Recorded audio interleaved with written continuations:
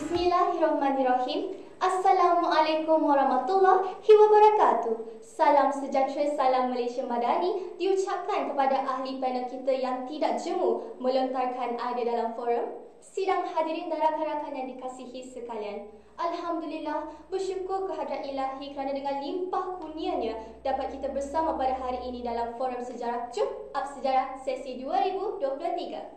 Saya, moderator Atik Aisyah bersama dengan ahli panel yang lain mewakili SMK Tinggi Polri berasa sungguh berpeluang kerana dapat membincangkan topik sejarah tingkatan 4 bab 3 tentang konflik dunia. Baiklah sidang hadirin, sebelum saya memperkenalkan ahli-ahli panel kita yang segak-segak lagi cantik bergaya, izinkan saya mengupas bual bicara mauduk forum pada hari ini. Mauduk forum kita akan menyentuh latar belakang, faktor, peristiwa, kesan serta sedikit tentang langkah untuk mengatasi masalah konflik dunia pada hari ini. Baiklah sidang hadirin, tibalah masa untuk kita berkenalan dengan ahli-ahli panel kita. Bersama dengan saya pada hari ini, panel Ayu kita Saudari Nurgina Safia. Apa khabar Nurgina? Baik, Alhamdulillah. Baik. Seterusnya panel Comel kita Saudari Aris. Apa khabar Aris? Khabar baik, Atik. Baik, seterusnya panel Swag kita. Apa khabar Nisha? Yo, khabar baik, Atik. Baik. Dan akhir sekali jaka tampan kita Saudara Kuhan. Apa khabar Kuhan? Khabar baik, Atik. Baik. Baiklah sidang hadirin, setelah mengenal ahli panel kita, kembali kepada topik sejarah kita pada hari ini. Dengan ini, izinkan saya membuka tirai forum dengan persoalan yang pertama yang saya akan ajukan kepada panel yang pertama. Dengan ini, saya akan memulakan dengan Perang Dunia Pertama. Saudari Aris, bolehkah anda memperkenalkan latar belakang Perang Dunia Pertama, seterusnya menerangkan tentang faktor-faktor tercetusnya Perang Dunia tersebut? Baik. Terima kasih Saudari Atik. Baik. Sebagaimana yang kita ketahui, Perang Dunia Pertama ini berlaku di kalangan negara termasuk Empayar Uthmaniyah. Terdapat 3 faktor penting tercetusnya Perang Dunia Pertama. Salah satu faktornya ialah persaingan kuasa imperialis. Contohnya, perkembangan revolusi perindustrian telah menyebabkan imperialis di Eropah bersaing untuk mendapatkan tanah jajahan bagi memperoleh bahan mentah seperti petroleum, biji timah, arang batu dan pasaran hasil industri. Akibatnya, wujudlah permusuhan antara imperialis di Eropah seperti Perancis dan Jerman. Selain itu, terbentuklah pakatan ketenteraan seperti Pakatan Kuarsa Tengah dan Pakatan Bertiga. Pakatan-pakatan ini bukanlah semata-mata dibentuk, tetapi terdiri daripada banyak negara yang berkuasa. Pakatan Kuarsa Tengah terdiri daripada Jerman, Empayar Uthmaniyah dan Austria-Hungary, manakala Pakatan Bertiga terdiri daripada Britain, Perancis, Rusia dan disokong oleh Serbia, Itali, Greece, Portugal. Mereka berbakat untuk meluaskan pengaruh dan kuasa mereka. Pembentukan pakatan-pakatan ini menyebabkan ketidakstabilan politik di Eropah. Mereka bersaing untuk mendapatkan tanah jajahan dan menghasilkan senjata moden seperti machine gun yang kita lihat dalam filem-filem hari ini. Contohnya, pistol Colt M1911. Pistol ini menggunakan sistem single action, pistol separa automatik untuk peluru berkaliber. Pistol ini pernah digunakan oleh Amerika Syarikat dan Britain.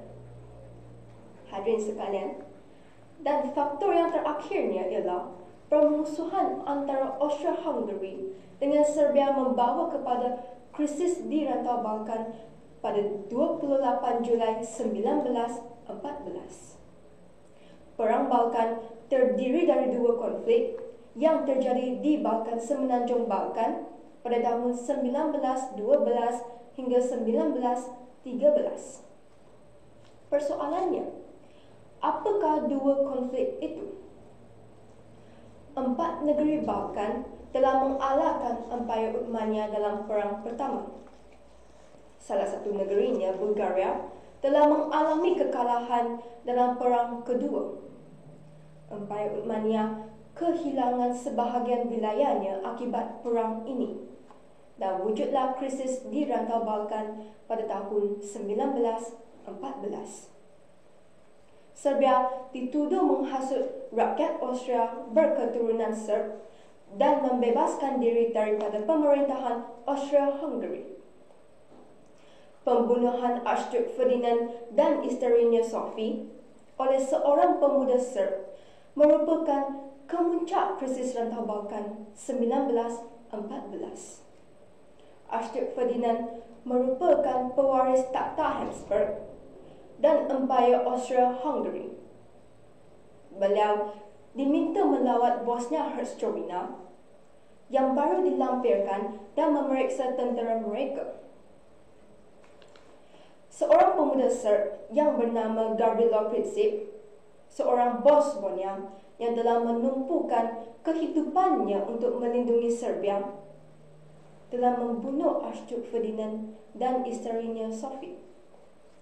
Peristiwa-peristiwa ini membawa kepada tercetusnya Perang Dunia Pertama dan telah membawa banyak kesan kepada negara Eropah dan negara kita, sama ada dalam segi negatif ataupun positif. Setakat ini sahaja daripada saya serahkan semula kepada moderator. Terima kasih Saudari Aries atas penjelasan tersebut. Kita memahami bahawa apa yang Aries telah sebut sebentar tadi merupakan penyumbang kepada tercetusnya Perang Dunia Pertama. Apabila kita menyebut tentang faktor-faktor, saya pasti setiap faktor diiringi dengan penjelasan dan peristiwanya, bukan? Oleh kerana itu, saya ingin penjelasan yang lebih mendalam. Sudikah Saudari Jalani Shah menerangkan kepada kita peristiwa-peristiwa yang mengambil tempat ketika Perang Dunia Pertama? Boleh? Terima kasih saudari. Baiklah rakan-rakan, kita selaku manusia ni, kita inginkan kedamaian, betul? Ya. Dan rakan-rakan yang saya kasihi, seperti yang diterangkan oleh saudari Aries ini, Perang Dunia Pertama ini berlaku sebab ketamakan manusia, keinginan manusia ini untuk memerintah dunia ini.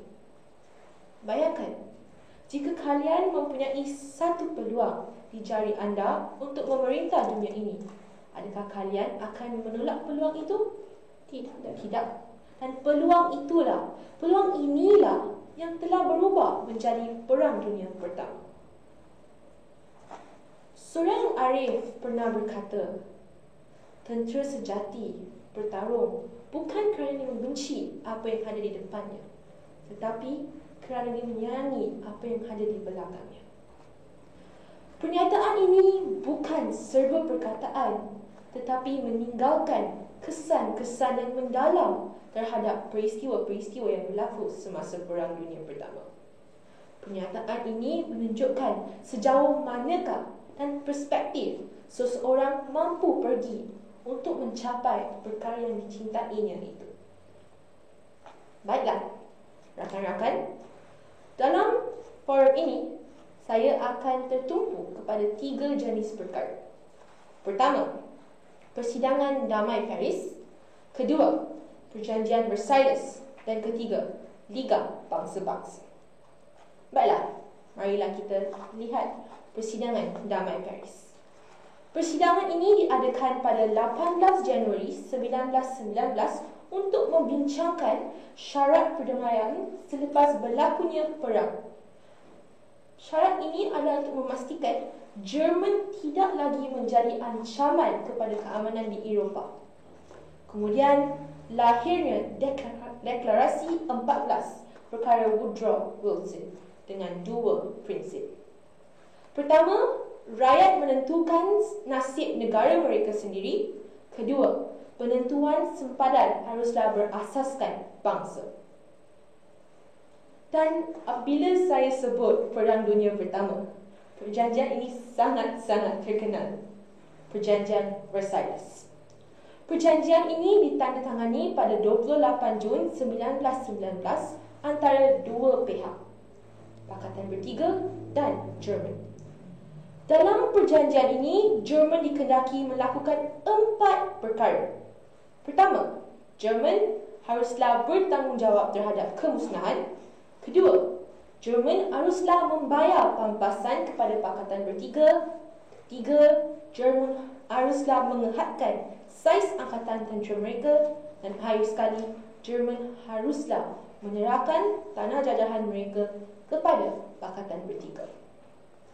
Sekarang, marilah kita lihat Liga Bangsa-Bangsa. Liga ini ditubuhkan hanya untuk dua peranan sahaja.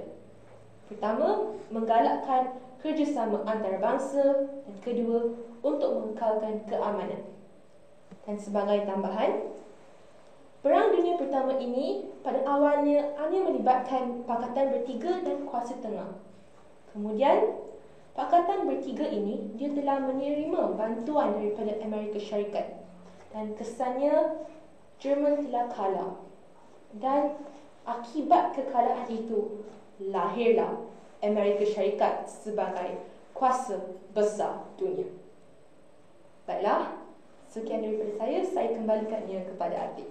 Terima kasih Saudari Janani Syahrin. Sekalian berikut merupakan 3 peristiwa penting ketika berlakunya Perang Dunia Pertama, iaitu pertama, Persidangan Damai Paris, yang kedua, Perjanjian Versailles, dan akhir sekali, Liga Bangsa-Bangsa. Jelas bahawa pengakhiran Perang Dunia Pertama membawa pelbagai kesan yang meninggalkan impak yang besar pada zaman tersebut. Oleh itu, bolehkah Saudara Kuhum menerangkan kesan-kesan tersebut kepada sidang hadirin kita? Terima kasih Saudari Atik. Baiklah, Perang Dunia Pertama telah memberikan kesan terhadap negara kita dan juga negara Eropah. Antara kesannya ialah keruntuhan pemerintahan beraja. Perang Dunia Pertama telah menamatkan sistem pemerintahan beraja di Jerman, Rusia, Austria-Hungary dan juga Empayar Uthmania. Perang ini juga menyebabkan Jerman ditubuhkan Kaiser Wilhelm II turun takhta dan mendapatkan perlindungan politik di Belanda. Perang Dunia Pertama juga menyebabkan berakhirnya pemerintahan dinasti Habsburg ke atas Empayar Austria-Hungary. Seterusnya, Revolusi di Rusia menyumbangkan pemerintahan Tsar Nicholas dan kerajaan komunis pertama ditubuhkan di bawah pimpinan Vladimir Lenin. Sidang hari ini, pasti kalian tertanya-tanya, bagaimanakah beliau mendapat menubuhkan kerajaan komunis pertama, bukan? Ya, betul. Vladimir Lenin telah mengambil kesempatan untuk mendapatkan sokongan pekerja dan petani serta menyokong rampasan tanah yang dilakukan oleh golongan petani. Dengan sokongan daripada petani, pekerja, tentera dan komunis yang berdisiplin, Lenin berjaya menggulingkan pemerintahan dan membentuk sebuah kerajaan komunis pertama di dunia. Bagi menamatkan perang dengan Jerman dan Austria, Lenin telah menandatangani Perjanjian Brest-Litov pada 3 Mac 1918. Melalui perjanjian ini, Rusia telah kehilangan 1/4 wilayahnya di Eropah yang diserahkan kepada Jerman dan 3/4 sumber arang batu dan besi. Kejayaan tersebut turut dibantu oleh peranan ejen perisikan Jerman. Hadirin yang dikasihi, selain itu, munculnya negara baharu selepas keruntuhan Empayar Austria-Hungary. Ia melibatkan pembentukan negara Austria, Hungary, Czechoslovakia dan Yugoslavia. Negara Poland, Estonia, Latvia dan Lithuania wujud selepas perpecahan Empayar Austria-Hungary. Lalu, negara Lebanon, Syria dan Iraq muncul selepas perpecahan Empayar Uthmania. Hadirin yang dikasihi, di samping itu, Perang Dunia Pertama juga memberi banyak kesan terhadap negara kita. Raja-raja Melayu diminta menandatangani pengisytiharan yang menyokong dan memberi taat setia kepada kerajaan British untuk menyekat kebangkitan orang Melayu. Bukan itu sahaja, Pesuruhjaya Tinggi British diberikan kuasa untuk meletakkan negeri Melayu di bawah undang-undang tentera jika diperlukan. Antara undang-undang perang yang diluluskan ialah to vest in the High Commissioner Exceptional Power in Time of Public Emergency Enactment, kedua, the Trading with Enemy Enactment 1914, dan terakhirnya, the Naval and Military News Enactment 1940.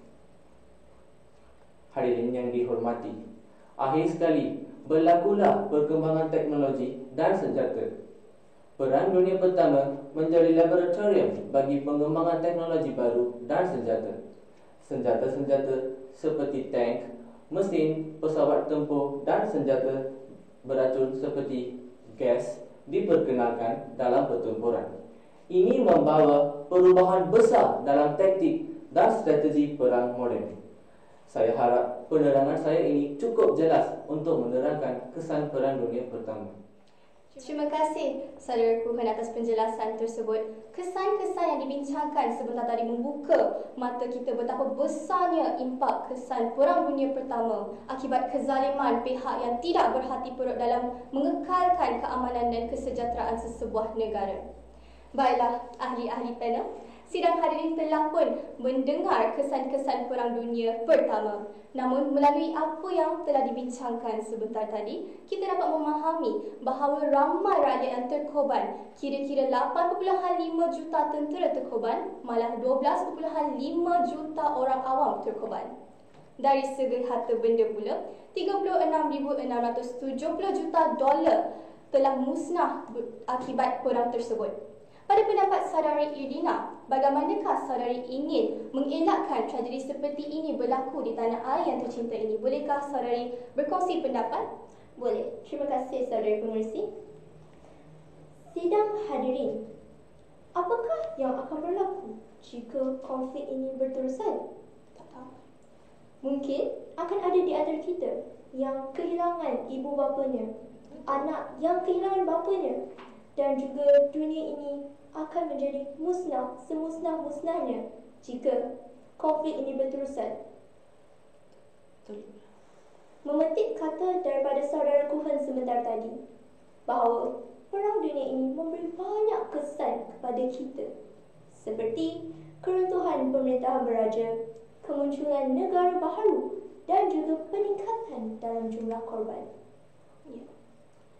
Baiklah, pasti kalian tertanya-tanya, apakah yang dapat dilakukan untuk mengelakkan konflik dunia? Baiklah, konflik dunia dapat dielakkan dengan mengambil pendekatan berunding dalam menyelesaikan konflik antara sesebuah negara.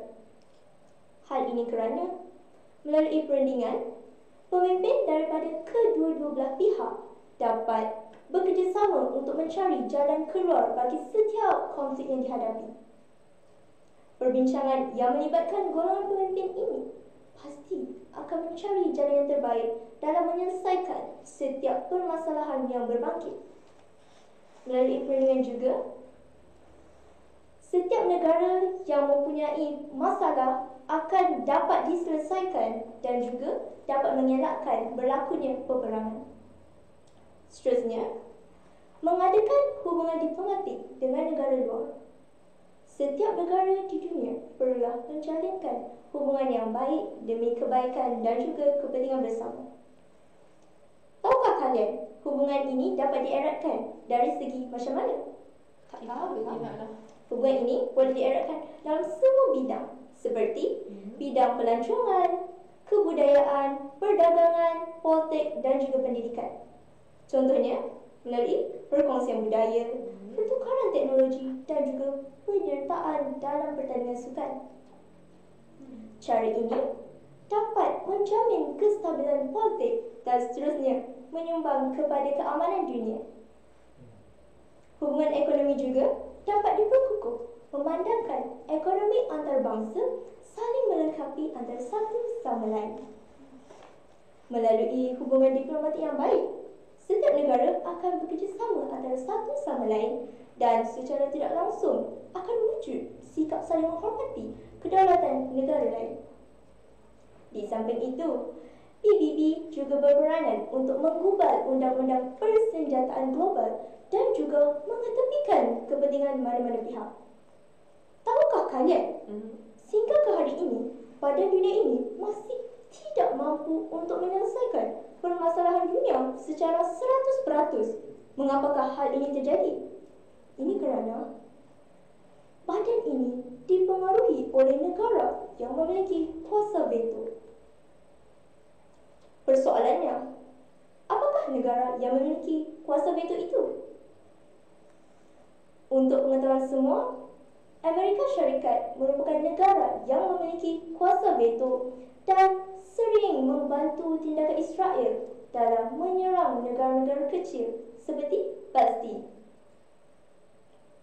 Justru, satu reformasi ataupun pembaharuan perlulah dilakukan kepada badan dunia ini agar mampu menyelesaikan permasalahan dunia secara 100%, terutamanya melibatkan negara-negara kecil seperti Palestin. Akhir sekali, memupuk dan juga menyemai budaya cintakan keamanan dan juga membenci peperangan di peringkat kanak-kanak dan juga orang ramai melalui program-program tertentu. Apakah yang dapat kita lakukan? Apa? Contohnya, dengan melancarkan pameran keamanan dan juga kempen untuk menjadikan perang sebagai satu jenayah. Semua masyarakat di dunia ini perlulah mengetahui dan juga menganggap bahawa pembunuhan secara beramai-ramai ini merupakan satu jenayah dan mereka yang melancarkan perang perlulah dihukum dengan hukuman yang berat. Dalam hal ini, media massa, media cetak dan juga media sosial perlulah memainkan peranan yang lebih berkesan dalam usaha untuk menyedarkan masyarakat dunia tentang kesan-kesan buruk peperangan. Program-program cintakan keamanan seperti ini perlulah disebar luas agar dapat memberi mesej kepada masyarakat dunia tentang pentingnya kita untuk menolak peperangan kerana peperangan bukanlah penyelesaian bagi sesuatu konflik. Setakat ini sahaja perkongsian saya berkaitan dengan cara untuk mengelakkan berlakunya konflik dunia. Saya kembalikan kepada saudari Atik. Terima kasih, Saudari Idina, atas penjelasan tersebut. Saya amat setuju dengan pendapat saudari. Sesungguhnya pelbagai reformasi perlu dipertingkatkan demi negara yang lebih maju dan aman damai. Sesungguhnya, sesebuah negara yang berjaya bermula dengan nasionalismenya sejagat sesebuah negara. Hadirin yang dihormati, panel-panel, setelah berlangsungnya Perang Dunia Pertama, rentetan cerita tidak berakhir di situ sahaja. Malahan, Perang Dunia Kedua pula meletus setelah 20 tahun berakhirnya Perang Dunia Pertama. Perang ini meletus sejak 1939 hingga 1945. Kalian tahu tak di mana? Di dua medan pertempuran, iaitu yang pertama di Eropah dan Utara Afrika, yang kedua di Asia Pasifik, yang tertumpu di tanah besar Asia dan juga Kepulauan Asia Tenggara. Peperangan ini juga turut melibatkan dua pakatan, iaitu kuasa paksi yang melibatkan Jerman, Itali dan Jepun, manakala yang kedua merupakan kuasa berikat ataupun kuasa bersekutu termasuk Britain, Amerika Syarikat, Perancis dan Rusia. Lanjutan sedikit pengenalan tentang Perang Dunia Kedua. Persoalan saya kepada panel seterusnya, Saudari Idina, bolehkah saudari membincangkan faktor-faktor tercetusnya Perang Dunia Kedua kepada sidang hadirin? Baiklah, terima kasih saudari pengerusi. Kalian, bukankah keamanan ini amat penting untuk negara kita? Tetapi apabila munculnya pihak yang tidak berpuas hati, maka keamanan dunia ini lupus dan ditukar menjadi kehuru-haraan Perang Dunia Kedua.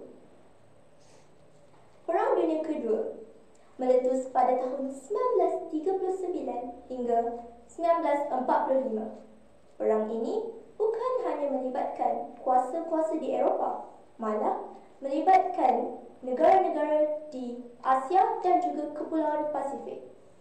Perang ini melibatkan dua kuasa utama, iaitu kuasa paksi dan juga kuasa bersekutu. Ini dikatakan lanjutan daripada Perang Dunia Pertama yang berlaku pada tahun 1914 hingga 1918. Baiklah, kalian pasti tertunggu-tunggu. Apakah faktor yang menyebabkan tercetusnya Perang Dunia Kedua? Tanpa membuang masa, saya ingin mengupas dengan lebih lanjut tentang 3 faktor utama yang menyebabkan berlakunya Perang Dunia Kedua ini. Faktor yang pertama ialah Perjanjian Versailles yang dianggap sebagai berat sebelah. Mengapakah perjanjian ini dianggap sebagai berat sebelah? Jerman yang kalah dalam Perang Dunia Pertama menganggap perjanjian ini sebagai satu penghinaan kepada mereka. Selain daripada kehilangan tanah jajahan, mereka juga perlu membayar pampasan perang yang sangat tinggi yang menyebabkan berlakunya kemelesetan ekonomi dan juga inflasi yang teruk di Jerman. Oleh itu, setelah memerintah Jerman, Adolf Hitler telah bertindak untuk mencabuli syarat perjanjian Versailles. Pasti kalian tertanya-tanya, apakah yang dilakukan oleh Adolf Hitler sehingga dianggap mencabuli syarat perjanjian ini?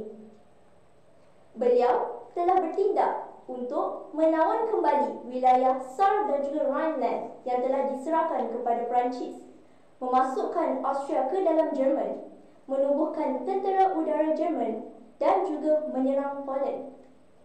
Tindakan Jerman menyerang Poland ini menyebabkan Britain dan juga Perancis mengisytiharkan perang terhadap Jerman sehingga menyebabkan tercetusnya Perang Dunia Kedua. Itali pula tidak berpuas hati kerana tidak diberikan tanah jajahan baru seperti yang diperoleh Perancis dan juga Poland. Seterusnya, kita pergi kepada faktor yang kedua, iaitu kemunculan ideologi baru. Kemunculan ideologi baru ini telah mencabar amalan demokrasi yang telah lama diamalkan di negara-negara di Eropah. Ideologi fasisme dan juga nazisme yang wujud pada sekitar tahun 1920-an telah menggugat ketidakstabilan politik di Eropah. Fasisme di bawah pimpinan Benito Mussolini berjaya menguasai kerajaan Itali pada tahun 1922. Fasisme percaya kepada nasionalisme yang melampau dan juga memberi kepentingan kepada negara melebihi kepentingan individu sehingga sanggup berperang bagi meningkatkan imej negara. Sebagai contoh, Benito Mussolini tidak menghiraukan kecaman antarabangsa dengan menakluki Habsyah. Malah, beliau juga bercita-cita untuk menguasai Albania dan juga tanah jajahan Perancis yang lain di Afrika Utara. Beliau menggunakan kekerasan dan juga senjata kimia bagi menghadapi penentangan penduduk tempatan. Nazisme di bawah pimpinan Adolf Hitler pula berjaya membentuk kerajaan Jerman pada tahun 1933. Jika fasisme memberi kepentingan terhadap negara melebihi kepentingan individu, Nazisme pula bagaimana rakan-rakan sekalian? Nazisme pula sangat mengagungkan bangsa Jerman. Seterusnya, kita pergi kepada faktor yang terakhir, iaitu kegagalan Liga Bangsa-Bangsa. Liga Bangsa-Bangsa berperanan untuk mewujudkan kerjasama antarabangsa dan juga menjaga keamanan dunia.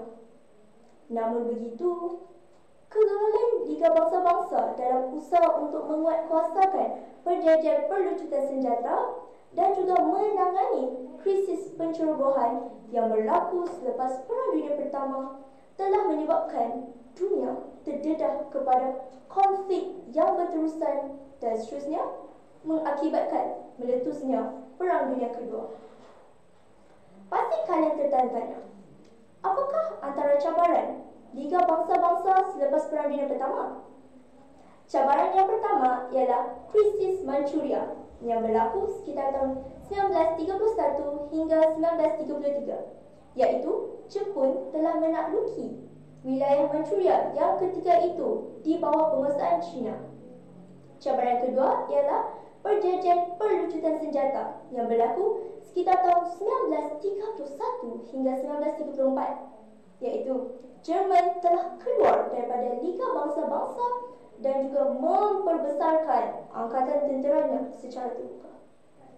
Seterusnya kita pergi kepada cabaran yang terakhir, iaitu krisis Habsyah yang berlaku sekitar tahun 1931 hingga 1936, iaitu Itali telah menyerang Habsyah di Afrika.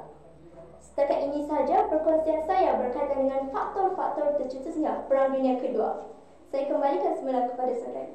Terima kasih saudara Irina, informasi yang padat daripada panel kita. Tuntasnya pelbagai faktor yang telah dikupas menjadi pemangkin tercetusnya Perang Dunia Kedua. Ia merupakan satu peristiwa yang penting untuk membentuk negara bangsa pada masa kini. Sidang hadirin, Faktor-faktor yang dibincangkan sebentar tadi pastinya mempunyai peristiwanya tersendiri. Bolehkah saudari Aries mengulaskan peristiwa-peristiwa yang mengambil tempat ketika berlakunya Perang Dunia Kedua kepada sidang hadirin kita? Baik, terima kasih saudari Atik. Seperti yang diterangkan oleh saudari Irina tadi tentang faktor-faktor Perang Dunia Kedua, kita dapat tahulah tindakan Jerman menyerang Poland pada tahun 1939 telah meletusnya Perang Dunia Kedua. Maka, ini telah mendorong Britain dan Perancis mengisytiharkan perang terhadap Jerman.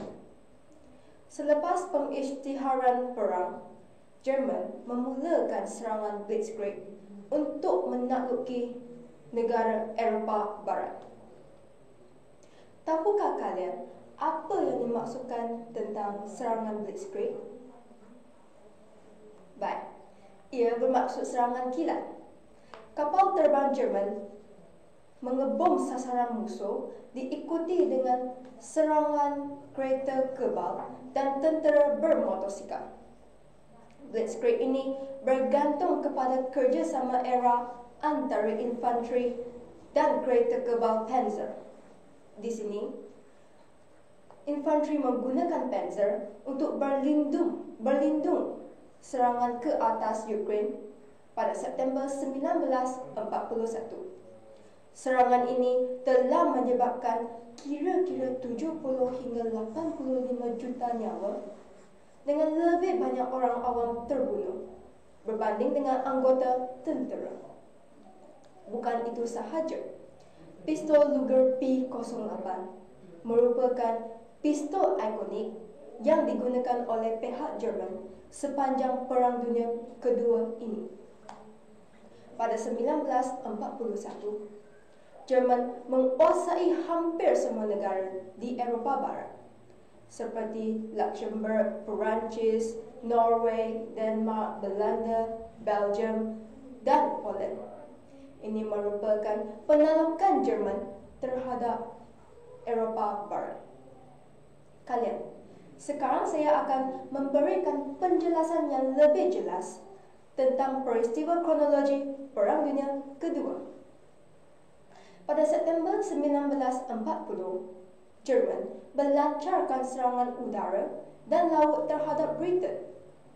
Jerman menyerang dan memusnahkan pelabuhan, kawasan perindustrian dan pertahanan udara Britain. Maka, tindakan ini telah berjaya menjejaskan ekonomi Britain. Pada tahun Jun 1940, Itali, iaitu sekutu Jerman, mengisytiharkan perang terhadap Britain dan Perancis. Perancis diserang dari arah selatan oleh Itali dan arah utara oleh Jerman. Pada tahun Jun 1941, Jerman melancarkan Operasi Barbarossa, iaitu serangan besar-besaran untuk menawan Rusia, empayar terbesar di Eropah, untuk menguasai seluruh Eropah. Operasi ini disertai oleh Finland, Hungary, dan Romania. Operasi ini mensasarkan bandar utama Leningrad, Moskow, dan Stalingrad. Pada pengakhirannya, pada Disember 1941, Tentera Merah telah mematahkan serangan terhebat Wehrmacht. Hitler gagal mencapai kemenangan yang diinginkannya. Tetapi keadaan bagi Soviet kekal kritikal. Secara taktikal, pihak Jerman telah mencapai kemenangan besar dan menduduki sebahagian besar kawasan ekonomi paling penting di negara itu, terutamanya di Ukraine. Di sebalik kejayaan ini, tentera Jerman diundurkan dari Moskow dan tidak lagi mampu membuat serangan serentak di sepanjang perbatasan strategik Soviet Jerman. Sidang hadirin, strategi serang balas dan kerjasama kuasa besar telah membawa kejayaan kepada kuasa bersekutu Ia membolehkan kuasa bersekutu menamatkan perang ini di Eropah dan menumpukan peperangan di Asia Pasifik yang melibatkan kemarahan tentera Jepun. Setakat ini sahaja daripada saya. Kembali kepada moderator. Terima kasih Saudari Aries atas penjelasan tersebut. Memetik penjelasan Aries sebentar tadi, kita dapat membuat satu kesimpulan bahawa peristiwa-peristiwa Perang Dunia Kedua menunjukkan kegilaan sesebuah pihak demi meluaskan pengaruh mereka sekaligus menyebabkan pertumpahan darah ratusan nyawa dan harta benda. Dengan ini membawa saya kepada persoalan yang seterusnya. Perang Dunia Kedua meninggalkan pelbagai kesan yang negatif terhadap keamanan negara pada waktu itu. Saudara Kuhen, bolehkah anda berkongsi kesan-kesan tersebut? Boleh. Terima kasih Saudari Atik. Setiap tindakan mempunyai kesannya yang tersendiri. Begitu juga dengan Perang Dunia Kedua yang memiliki impak yang sangat besar dan jangka panjang terhadap dunia kita. Berikut adalah beberapa kesan utama Perang Dunia Kedua. Salah satu kesannya ialah pengorbanan jiwa. Perang Dunia Kedua telah mengorbankan jiwa yang sangat besar. Diperkirakan bahawa 70 hingga 80 juta orang tewas akibat konflik ini, termasuk warga sipil dan personel militer.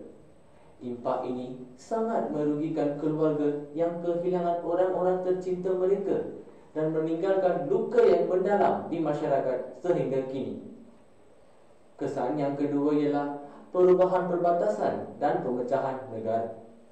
Perang Dunia Kedua menyebabkan perubahan signifikan dalam peta politik dunia. Banyak negara mengalami perubahan perbatasan, pembahagian atau pendudukan oleh kekuatan asing.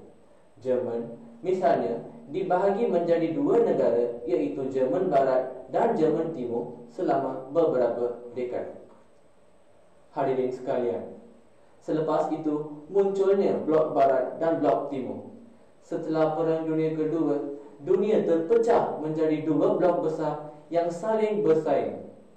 Blok Barat yang dipimpin oleh Amerika Syarikat dan Blok Timur pula dipimpin oleh Uni Soviet. Persaingan antara kedua blok ini yang dikenal sebagai Perang Dingin membentuk dinamika politik dan ekonomi selama beberapa dekad. Selepas munculnya Blok Barat dan Blok Timur, berlakunya pembentukan Perserikatan Bangsa-Bangsa.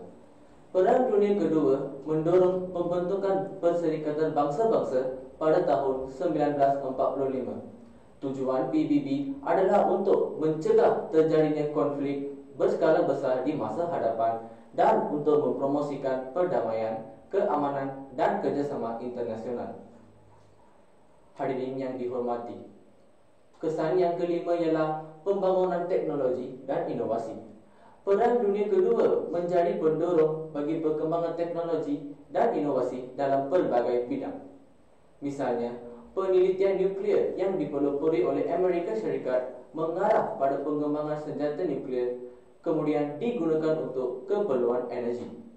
Selain itu, ada kemajuan besar dalam teknologi pesawat terbang, komunikasi dan pengobatan. Hadirin yang dihormati, seterusnya trauma dan pengungsi. Perang Dunia Kedua meninggalkan trauma yang mendalam bagi banyak orang, terutama bagi yang bertempur langsung atau menjadi korban kekejaman perang.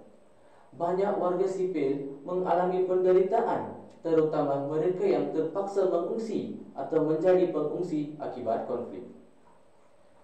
Akhir sekali, berlakunya pembentukan negara Israel. Setelah Perang Dunia Kedua pada tahun 1948, negara Israel didirikan di wilayah Palestina yang sebahagian besar dihuni oleh orang Yahudi. Hal ini berimpak pada konflik yang terus berlanjut antara negara Israel dan negara-negara Arab di kawasan tersebut. Hadirin yang dikasihi, Perang Dunia Kedua secara keseluruhan meninggalkan warisan yang mendalam dalam sejarah manusia. Dari penghancuran yang tak terbayangkan hingga pembentukan tatanan dunia baru, peristiwa ini terus memberikan pengajaran penting bagi kita semua. Setakat saja daripada saya, kembali kepada moderator. Terima kasih saudara Kuhen. Jelaslah akibat tercetusnya Perang Dunia Kedua ini, dunia mengalami pelbagai cabaran untuk memulihkan semula kesejahteraan negara. Perang Dunia Kedua mengusir kestabilan politik, ekonomi dan sosial negara. Sidang hadirin, bagi persoalan saya yang terakhir ini, kita memahami dan mengetahui kepentingan perkembangan teknologi tanpa sempadan pada masa kini. Malahan, teknologi canggih telah pun wujud sewaktu berlakunya Perang Dunia. Contohnya sebagaimana yang Aris ceritakan sebentar tadi adalah kereta kebal, bom atom dan senjata peperangan dan sebagainya. Menyebabkan berlakunya kemusnahan sewaktu Perang Dunia. Pada pendapat Saudari Jananisha, apakah impak teknologi tersebut kepada masyarakat dalam jangka masa yang panjang? Bolehkah Saudari berkongsi? Terima kasih sekali lagi Saudara Atik. Baiklah, rakan-rakan seperjuangan, kita sering kali berkata peperangan ini mampu mengakibatkan kemusnahan yang besar, mengorbankan ribuan nyawa. Tahukah anda, Perang Dunia Kedua ini bukan saja telah mengorbankan ribuan, malah jutaan nyawa. Kemusnahan besar inilah yang mendorong kepada pembentukan bangsa-bangsa bersatu untuk memelihara keamanan dunia. Saya memetik kata-kata Irina tadi.